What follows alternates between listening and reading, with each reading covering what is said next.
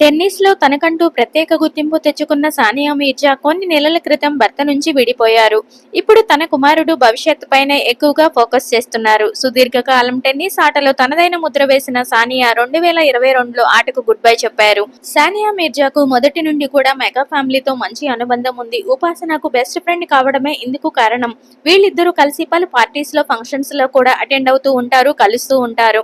అయితే రీసెంట్ గానే చిరంజీవి గారి ఫ్యామిలీ తోటి మరో అనుబంధాన్ని పెంచుకునే ప్రయత్నం చేస్తున్నారు సానియా మీర్జా. ఆ వివరాలేంటో చూసేద్దాం. చిన్నారుల ఫిట్నెస్, చదువు కోసం వినూత్న తరహాలో హైదరాబాద్ లో ఏర్పాటు చేసిన సీసా స్పేసెస్ లో తాజాగా సానియా మీర్జా అడుగులు వేయాలని నిర్ణయించుకున్నారు. ఈ సంస్థతో కలిసి ఈ ఏడాది కొత్త ప్రయాణం ప్రారంభిస్తున్నట్లు సానియా మీర్జా ప్రకటించారు.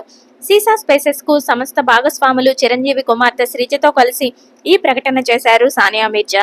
ఇకపై చిరంజీవి గారి చిన్న కుమార్తె శ్రీజతో కలిసి బిజినెస్ వ్యవహారాలు చూసుకుంటున్నారు సానియా మీర్జా. సానియా మీర్జాకు సంబంధించిన ఈ లేటెస్ట్ అప్డేట్ మీకోసం నచ్చితే లైక్ చేయండి.